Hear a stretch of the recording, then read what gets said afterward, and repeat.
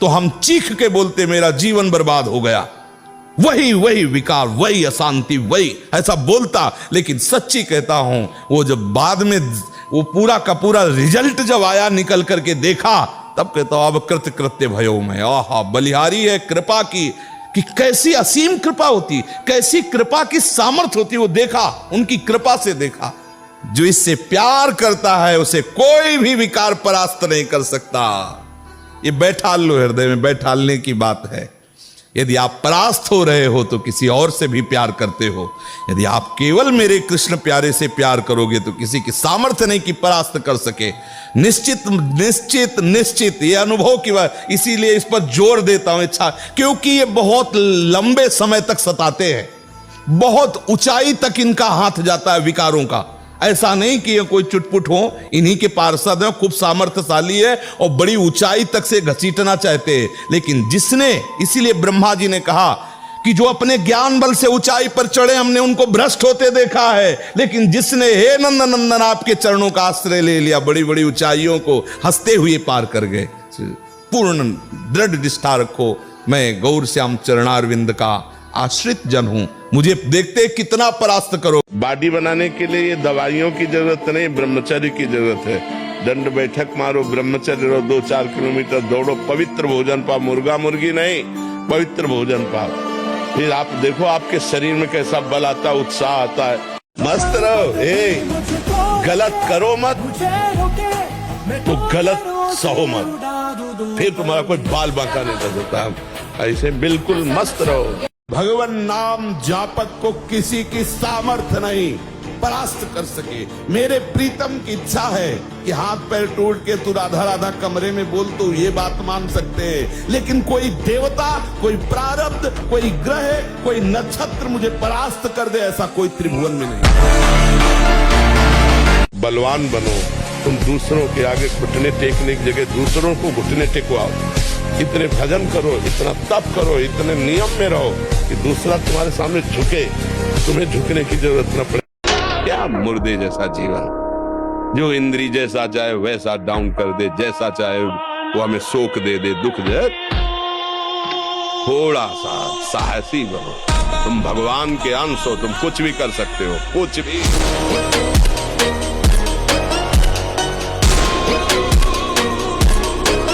4 बजे तड़के उठो, भगवान का नाम स्मरण करो, जल पियो, शौच जाओ, स्नान करो, 2 किलोमीटर दौड़ो, 10-15 मिनट दंड बैठक मारो। अभी देखो शरीर चमकने लगे। अभी हमको एक बहुत बड़े विद्वान मिले काशी में, जब हम घाटों पे रहते थे वैराग्य से, तो उन्होंने कहा स्वामी जी आप कितना पढ़े? उनका कक्षा 9। उनका जीवन बेकार है, कम से कम व्याकरण तो पढ़ लीजिए, इसमें शास्त्रीय शब्दों का ज्ञान होता है। उनका हमारी आस्था नहीं है, हमारी आस्था भजन और तपस्या में है। उनका क्या ज्ञान प्राप्त हो जाएगा भजन और तपस्या से बिना व्याकरण पढ़े?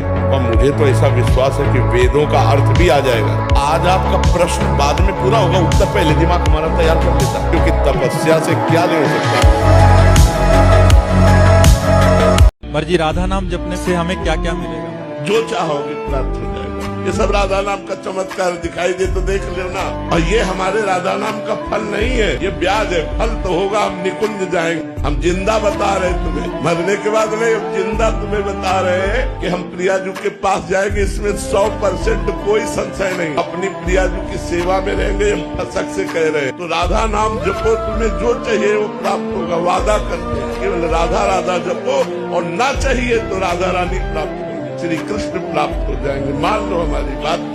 4 बजे उठ के नहा धो करके घंटा आध घंटा दंड बैठक मारे, तो आप देखो आपका जीवन प्रकाशित होने लगे।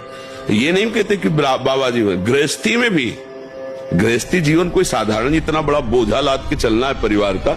शरीर स्वस्थ नहीं, विचार ठीक नहीं तो क्या है? अभी कुछ दिनों ऐसे अगर आचरण ढीले रहे तो शरीर ऐसे भयानक कमजोरी से युक्त हो जाएगा कि आपको सब कहेंगे प्रमादी पड़ा रहता है, कुछ करता नहीं। इसलिए समझ जाओ, ब्रह्मचर्य ही परम तप है, ब्रह्मचर्य ही परम धन है, ब्रह्मचर्य परम एकाग्रता है। जो आप 6 घंटे पढ़ करके समझ नहीं पाओगे ना, वो 2 घंटे में आप 6 घंटे का काम निपटा लोगे। आपकी तेजस्वी बुद्धि होगी, आपकी प्रवीण बुद्धि होगी, आपके अंदर पावर होगा। 4 और 5 के बीच में उठे और स्नान किया, व्यायाम किया, 1-2 किलोमीटर दौड़ लगाई, थोड़ा प्राणायाम किया, फिर आप पढ़ के देखो बॉडी बनाने के लिए ये दवाइयों की जरूरत नहीं, ब्रह्मचर्य की जरूरत है। दंड बैठक मारो, ब्रह्मचर्य रहो, 2-4 किलोमीटर दौड़ो, पवित्र भोजन पाओ, मुर्गा मुर्गी नहीं, पवित्र भोजन पाओ। फिर आप देखो आपके शरीर में कैसा बल आता है, उत्साह आता है। अब बोलो, आप समय को व्यर्थ करते हैं कि नहीं? आप समय को नष्ट करते हैं कि नहीं? अगर आप ईमानदारी से समय को प्रयोग करें तो 12 घंटे आपको काम के लिए देते हैं, 6 घंटे सोने के लिए देते, 2 घंटे भोजन के लिए देते, 1 घंटे मनोरंजन के लिए देते, 3 घंटे तो फिर भी बचे ना। चाहे विद्यार्थी हो, चाहे किसान हो, चाहे व्यापारी हो, चाहे नौकरी करते हो, कोई भी हो, 3 घंटे भजन में हमें दे दो, 3 घंटे भजन करो, देख लो तुम्हारा जीवन कहाँ उठ के जाता है, तुम कितनी ऊंचाई पर पहुंच जाओगे। अगर हम तैनात भी हैं तो हमारा मन खाली, राधा राधा राधा राधा क्या चला गया। मान लो हम 12 घंटे तैनात हैं तो हर समय हमारा दिमाग कहाँ होना चाहिए? राधा राधा ड्यूटी में। अरे यार, भजन करना हो तो हर समय आप भजन कर सकते हो। कंप्यूटर में काम किया, 5 मिनट बाद बोला राधा, फिर काम किया, बोला राधा। अरे आनंद आ जाए यार। कैसे बैलेंस बिगाड़ रहे हो अध्यात्म और गृहस्थ का? ये आपकी कमजोरी है। आप इस कमजोरी को छोड़िए और अध्यात्मवान बनते हुए गृहस्थ में चलिए। नाथ सकल संपदा तुम्हारी, मैं सेवक समेत सुत नारी। बहुत बढ़िया गृहस्थ धर्म का पालन हो जाएगा। बाबा प्रेमानंद महाराज, वो जो तुम बाबा देख रहे हो वो बाबा तो जा चुका है कब का। ये बाबा प्रेमानंद को जो आप देख रहे हो ना, इस वक्त साक्षात श्री कृष्ण उनके शरीर में विद्यमान है। अब बाबा उसमें नहीं है। वही अंदाज बोलने का, वही रॉब वाला तरीका, वही लोगों से कहना कि बाहर निकलो। वो जो डॉक्टर ने कहा था कि बाबा आज से 17 साल पहले कि बाबा तुम 2.5-2 साल और रहोगे, तो बाबा तो 2.5 साल बाद चले गए। इस देश में ऐसी बड़ी घटनाएं घटी हैं। जिसको मौका मिले जाके साक्षात कृष्ण का दर्शन कर ले, बाबा प्रेमानंद के रूप में वृंदावन में साक्षात। रीढ़ की हड्डी कमजोर हो जाती है और उसमें सीधे बैठने की सामर्थ्य खत्म हो जाती है। वो झुकाव ऐसे, वो झुक करके ही ऐसे बैठना। वीरपात करने वाले के मसूड़े में फूलना, मुख से दुर्गंध आना, शरीर का पसीना दुर्गंध युक्त होना, नाक के साइड में यहां कालिमा आ जाना, फिर वो कालिमा धीरे धीरे कपोलों में बढ़ते जाना, ये वीर्य नाश का लक्षण है। वीर्य नाश से उदर लंबा होना, पेट बढ़ना शुरू हो जाता है, आंतें बढ़ना शुरू हो जाती है, उसकी वाणी में मृदुता नष्ट हो जाती है, उसका स्वभाव अप्रिय बन जाता है, छाती की हड्डियां दिखने लगती हैं।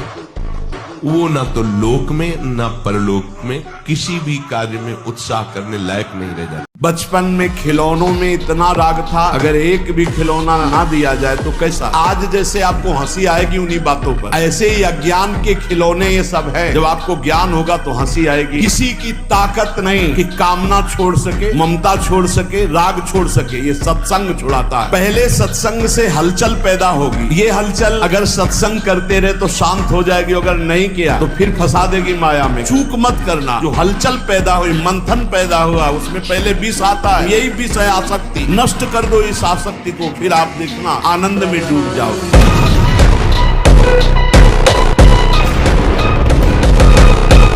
क्या रो के मर, एक बार मरना है ना, स्वीकार कर लिया। वो एक ही बार होगा ना, जब होगा तब देख लिया जाए।